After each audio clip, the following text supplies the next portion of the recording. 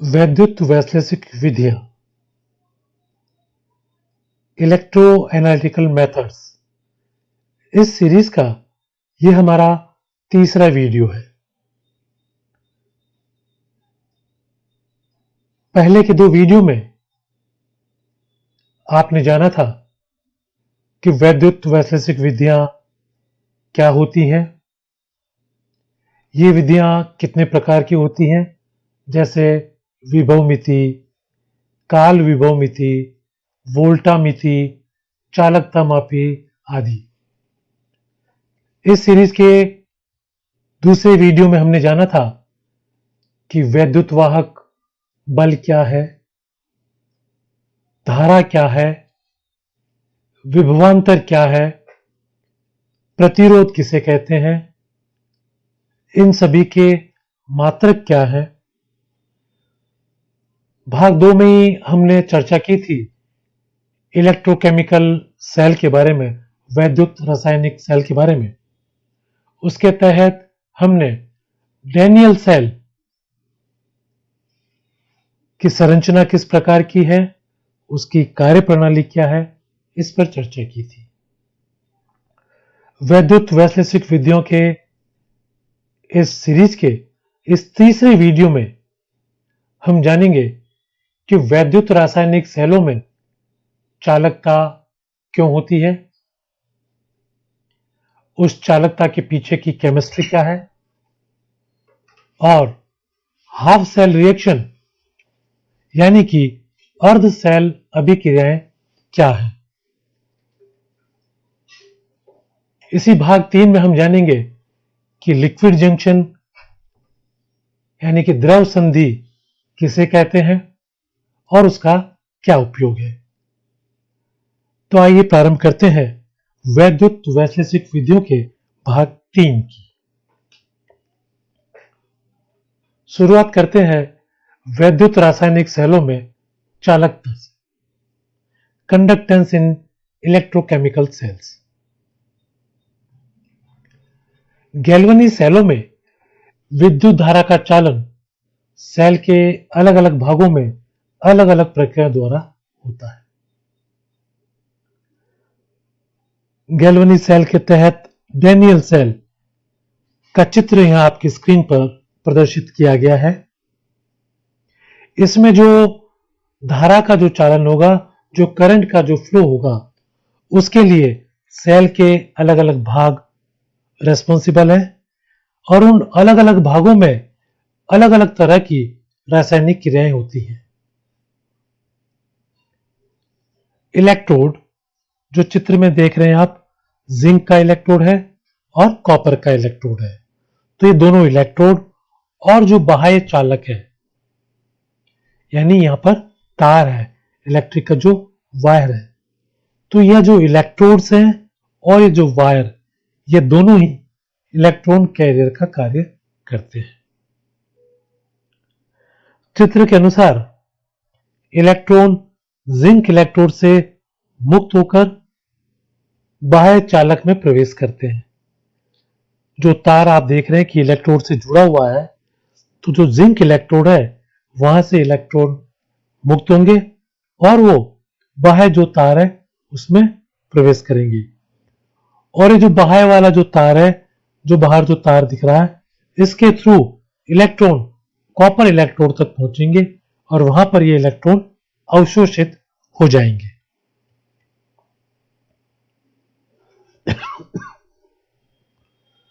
दोनों विद्युत अपघट्य विलयनों में धनायनों एवं ऋणायनों के कारण धारा का प्रवाह होता है।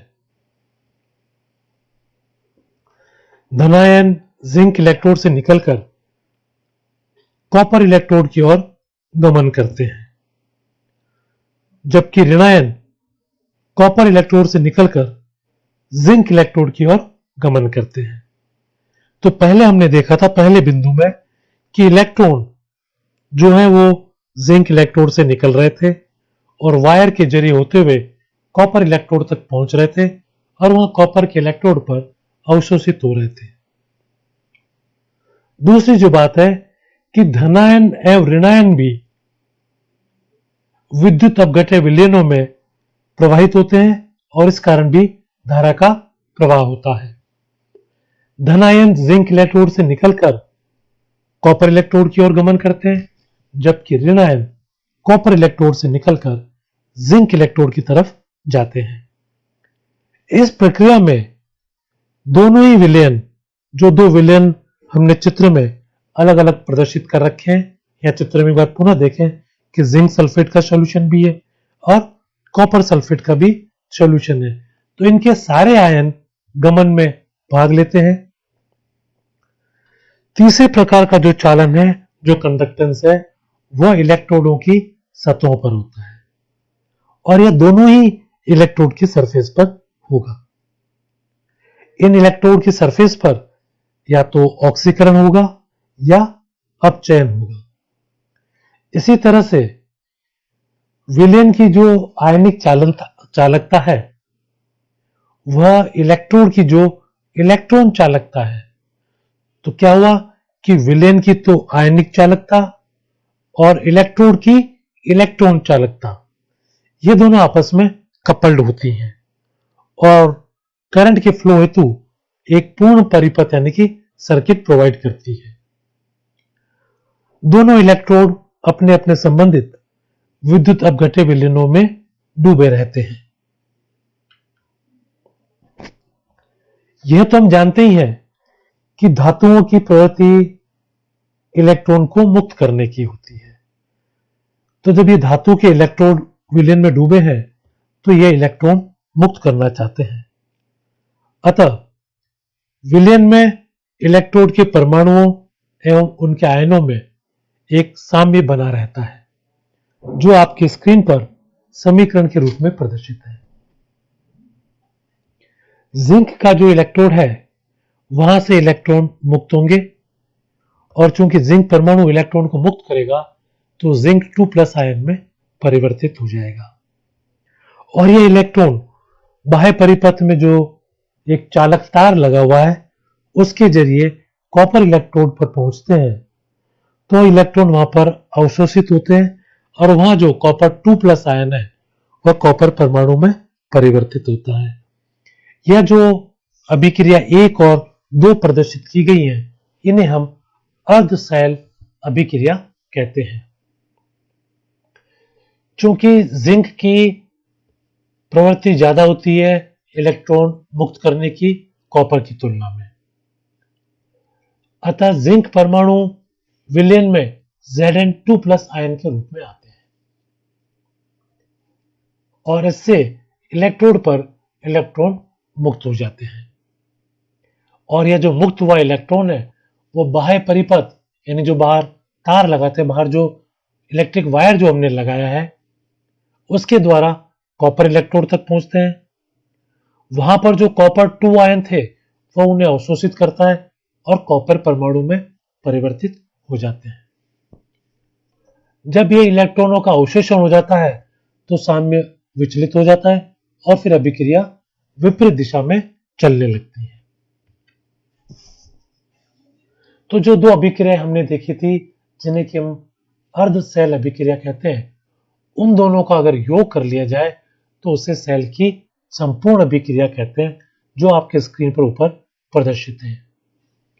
जब तक सर्किट क्लोज्ड है यानी कि परिपथ बंद रहता है, तो जो ऊपर की अभिक्रियाएं हैं इलेक्ट्रोड की, वो निरंतर होती रहती हैं और इलेक्ट्रॉनों की धारा जिंक इलेक्ट्रोड से कॉपर इलेक्ट्रोड की ओर चलती रहती है और उनके लिए पथ होगा जो बाहर हमने वायर लगा रखा है वो।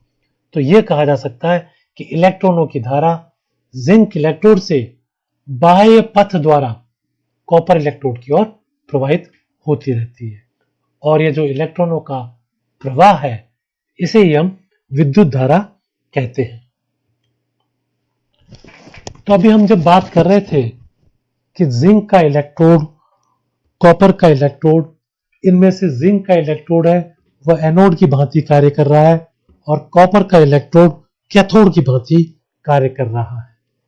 तो किसी भी सेल में कौन सा इलेक्ट्रोड एनोड की तरह कार्य करेगा और कौन सा इलेक्ट्रोड कैथोड की तरह कार्य करेगा, या यूं कहें कि किस इलेक्ट्रोड को हम एनोड कहेंगे और किस इलेक्ट्रोड को हम कैथोड कहेंगे। तो आइए इसके बारे में जानते हैं कि किसी भी रासायनिक सेल का कैथोड वह इलेक्ट्रोड है जिस पर अपचयन होता है। तो सीधी सी बात है कि किसी भी सेल में ऐसा इलेक्ट्रोड जिस पर अपचयन हो रहा है उसे हम कैथोड कहेंगे। इसी तरह से जिस इलेक्ट्रोड पे ऑक्सीकरण हो रहा है उसे हम एनोड कहेंगे। तो अपचयन होने पर कैथोड कहना और ऑक्सीकरण होने पर एनोड कहना, यह जो परिभाषा है यह सभी प्रकार के विद्युत अपघटनीय सेलों और गैल्वेनिक सेलों पर लागू होती है। डैनियल सेल की जो हम बात कर रहे थे उसमें जिंक इलेक्ट्रोड जिससे इलेक्ट्रॉन बाह्य परिपथ में प्रवेश करते हैं एनोड का कार्य करता है, और तथा कॉपर इलेक्ट्रोड जिसके द्वारा इलेक्ट्रॉन सेल में प्रवेश करते हैं कैथोड के रूप में कार्य करता है। यह ध्यान रखने वाली बात यह है कि जिंक इलेक्ट्रोड से जो इलेक्ट्रॉन निकल रहा है वह बाह्य तार द्वारा कॉपर इलेक्ट्रोड की तरफ जाता है और कॉपर इलेक्ट्रोड से जो इलेक्ट्रॉन मुक्त हो रहा है वह विलयन में चला जाता है। यहां यह बात ध्यान रखने योग्य है कि वैद्युत रासायनिक सेलों में कैथोड की तुलना में एनोड ऋणात्मक है क्योंकि ऑक्सीकरण में इलेक्ट्रॉन मुक्त होते हैं, जबकि विद्युत अपघटनीय सेलों में अपचयन हेतु बाह्य स्रोत से कैथोड को इलेक्ट्रॉन दिए जाते हैं, इसलिए एनोड की तुलना में कैथोड ऋणात्मक होता है। इसकी संपूर्ण अभिक्रिया को हम निम्न समीकरण द्वारा प्रदर्शित कर सकते हैं जो आपकी स्क्रीन पर दर्शाई गई है और इसे हम सेल अभिक्रिया कहते हैं। सेल अभिक्रिया सेल में होने वाले संपूर्ण रासायनिक परिवर्तनों को दर्शाती है। जैसा कि आपकी स्क्रीन पर जो ऊपर अभिक्रिया प्रदर्शित की जा रही है उससे आप पता लगा सकते हैं। और इसी तरह से यह जो स्क्रीन पर दो अभिक्रियाएं एक साथ प्रदर्शित है, यह इलेक्ट्रोड पर क्या रासायनिक अभिक्रिया हो रही है उसे प्रदर्शित करती है। तो ऊपर वाली जो इक्वेशन है या ऊपर वाला जो समीकरण है वह सेल की संपूर्ण अभिक्रिया को प्रदर्शित करता है। इससे यह पता लगता है कि सेल में टोटली क्या केमिकल चेंजेस आए हैं, और जो नीचे की दो समीकरण है वह इलेक्ट्रोड पर क्या रासायनिक अभिक्रिया हुई है उसे प्रदर्शित कर रहा है।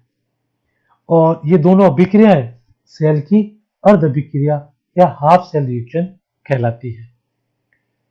दोनों इलेक्ट्रोडों की अर्ध सेल अभिक्रियाओं को जोड़ने पर संपूर्ण सेल अभिक्रिया प्राप्त होती है। अर्ध सेल अभिक्रिया में या तो इलेक्ट्रॉन ग्रहण किए जाते हैं या फिर मुक्त होते हैं। तो जो स्क्रीन पर दो इक्वेशंस एक साथ आप देख रहे हैं दोनों हाफ सेल रिएक्शन है। इक्वेशन से आप स्पष्ट देख पाएंगे कि या तो यहां पर इलेक्ट्रॉन मुक्त हुआ है या इलेक्ट्रॉन ग्रहण किया गया है। जहां इलेक्ट्रॉन ग्रहण किया गया है वह ऑक्सीकरण है, जहां इलेक्ट्रॉन मुक्त किया गया है वह अपचयन है। और चूंकि पूर्ण सेल अभिक्रिया इन दोनों अभिक्रियाओं का योग है, अतः सेल अभिक्रिया एक रेडॉक्स रिएक्शन है जिसमें ऑक्सीकरण और अपचयन दोनों ही है। तो सेल अभिक्रिया उपापचय अभिक्रिया है, जबकि हाफ सेल रिएक्शन यानी कि अर्ध सेल अभिक्रिया या तो ऑक्सीकरण है या फिर अपचयन है। कैथोड पे जो कुछ विशिष्ट अभिक्रियाएं होती हैं जो विभिन्न प्रकार के सेलों में, उनमें से कुछ उदाहरण यहां आपकी स्क्रीन पर ऊपर की तरफ प्रदर्शित हैं। इन तीनों अभिक्रिया में आप देखेंगे कि इलेक्ट्रॉन लिया जा रहा है, इलेक्ट्रॉन ग्रहण किया जा रहा है। और इसी तरह से जो नीचे तीन अभिक्रियाएं प्रदर्शित है वह एनोड पर होने वाली अभिक्रियाएं, उसमें आप पाएंगे कि इलेक्ट्रॉन को मुक्त किया जा रहा है। कैथोड पर जो अभिक्रियाएं बताई गई हैं कि Fe3 आयन इलेक्ट्रॉन ग्रहण करके Fe2 आयन में चेंज हो रहा है। हाइड्रोजन आयन इलेक्ट्रॉन ग्रहण कर हाइड्रोजन गैस में परिवर्तित हो रहा है और सिल्वर क्लोराइड इलेक्ट्रॉन ग्रहण कर क्लोराइड आयन को मुक्त कर रहा है। इसी तरह से एनोड पर Fe2 आयन Fe3 आयन में परिवर्तित हो रहा है, एक इलेक्ट्रॉन मुक्त हो रहा है। H2 गैस H+ आयन में परिवर्तित हो रही है और क्लोराइड आयन क्लोरीन गैस में परिवर्तित हो रही है। तो यह कुछ उदाहरण है जो कि कैथोड और एनोड पर इस प्रकार की अभिक्रियाएं होती हैं। अब बात करते हैं लिक्विड जंक्शंस यानी कि द्रव संधियों की। डैनियल सेल में दो विद्युत अपघट्य विलयन होते हैं, जैसा कि इस वीडियो के प्रारंभ में हमने देखा था कि जिंक सल्फेट का सॉल्यूशन भी था और कॉपर सल्फेट का भी सॉल्यूशन था। तो ये जो दोनों विद्युत अपघट्य विलयन है उनके प्रत्यक्ष मिश्रण को रोकने हेतु सरंध्र विभाजक प्रयुक्त किए जाते हैं, जिसे द्रव संधि भी कहा जाता है। कि ये जो दो अलग अलग विद्युत अपघट्य विलयन थे ये सीधे ही आपस में एक दूसरे से मिक्स न हो जाएं, इसके लिए सरंध्र विभाजक लगाए जाते हैं, जिन्हें द्रव संधि या लिक्विड जंक्शन कहा जाता है। यदि यह द्रव संधि या लिक्विड जंक्शन न हो और विद्युत अपघट्य विलयनों को आपस में मिक्स होने दें तो क्या होगा कि कॉपर जो है वह जिंक पर सीधे ही डिपॉजिट हो जाएगा और इस कारण से सेल की दक्षता में यानी कि एफिशिएंसी ऑफ सेल में कमी आ जाएगी। और इसके साथ दोनों जो विद्युत अपघट्य विलयन है उनका जो सरफेस जहां मिल रहा है, दोनों का जो अंतरा पृष्ठ है उस पर एक केंद्रीय विभव उत्पन्न हो जाता है। तो इस चीज से बचने के लिए कि जब कभी दोनों विद्युत अपघट्य विलयन अलग अलग पदार्थ के बने हुए हैं और उनके सीधे आपस में मिक्स हो जाने से सेल की एफिशिएंसी कम न हो जाए और उनके अंतरापृष्ठ पर कोई संधि विभव उत्पन्न न हो, इसके लिए द्रव संधि का प्रयोग किया जाता है। और दोनों लिक्विड के जो अंतरापृष्ठ है उस पर जो विभव उत्पन्न होता है उसका मान कौन सा विद्युत अपघट्य पदार्थ लिया गया है उस पर निर्भर करता है। ऐसे भी सेल होते हैं जिनमें लिक्विड जंक्शंस की आवश्यकता नहीं होती है। तो लिक्विड जंक्शन की आवश्यकता कब नहीं होगी? जबकि दोनों इलेक्ट्रोड एक कॉमन विद्युत अपघट्य विलयन में लगाए गए हों। डैनियल सेल में हमने देखा था कि जिंक का इलेक्ट्रोड जिंक सल्फेट के सॉल्यूशन में था और कॉपर का जो इलेक्ट्रोड था वह कॉपर सल्फेट के सॉल्यूशन में था। तो वहां पर जो विद्युत अपघट्य विलयन जो थे वह उभयनिष्ठ यानी कि कॉमन नहीं थे, दोनों अलग अलग थे और कहीं वो सीधे ही आपस में मिक्स नहीं हो जाए, इसके लिए उनके बीच में लिक्विड जंक्शन या सॉल्ट ब्रिज लगाया जाता है। लेकिन अगर ऐसा सेल हो जिसमें कि कॉमन विद्युत अपघट्य विलयन प्रयुक्त किया जाए तो उनमें फिर द्रव संधि या लिक्विड जंक्शन की आवश्यकता नहीं होती। उदाहरण के लिए सिल्वर क्लोराइड का सेल। चित्र में आप देख पा रहे होंगे कि इसमें किसी भी प्रकार के लिक्विड जंक्शन या सॉल्ट ब्रिज का उपयोग नहीं किया गया है। एनोड और कैथोड दोनों ही एक उभयनिष्ठ विद्युत अपघट्य सॉल्यूशन में यानी कि कॉमन इलेक्ट्रोलाइट में डूबे हुए हैं। चूंकि दोनों के लिए एक ही इलेक्ट्रोलाइट का यूज किया गया है तो यहां ऐसी कोई बात नहीं है कि दोनों इलेक्ट्रोलाइट कहीं आपस में मिक्स ना हो जाए, इसलिए इसमें सॉल्ट ब्रिज या लिक्विड जंक्शन की आवश्यकता नहीं होती है। यह जो हमने सिल्वर क्लोराइड का सेल देखा उसकी अभिक्रियाओं को यहां आपकी स्क्रीन पर प्रदर्शित किया गया है। ऊपर की दोनों अभिक्रियाएं हाफ सेल रिएक्शन को प्रदर्शित कर रही हैं, जबकि तीसरी अभिक्रिया पूर्ण सेल अभिक्रिया को प्रदर्शित कर रही है। चूंकि हाइड्रोजन और ठोस सिल्वर क्लोराइड के बीच में जो सीधी अभिक्रिया होती है वो बहुत ही स्लो होती है, बहुत ही मंद गति से होती है। इस कारण इस प्रकार के सेल में उभयनिष्ठ विद्युत अपघटय को प्रयुक्त किया जा सकता है और सेल की दक्षता में भी कोई कमी नहीं आती है। तो इस वीडियो में हमने जाना कि वैद्युत रासायनिक सेलों में चालकता के पीछे का रसायन क्या है, उनमें हाफ सेल रिएक्शन को किस तरह से प्रदर्शित करते हैं, किसी भी सेल में कौन सा इलेक्ट्रोड कैथोड है, कौन सा इलेक्ट्रोड एनोड है, इसके बारे में भी हमने जाना। और अंत में हमने ये जाना कि लिक्विड जंक्शन क्या होता है, द्रव संधि क्या होती है और सेलों में इनका क्या उपयोग होता है, इसके बारे में हमने जाना। और अंत में हमने ये भी जाना कि बिना लिक्विड जंक्शन के भी सेल किस प्रकार से कार्य कर सकते हैं। धन्यवाद।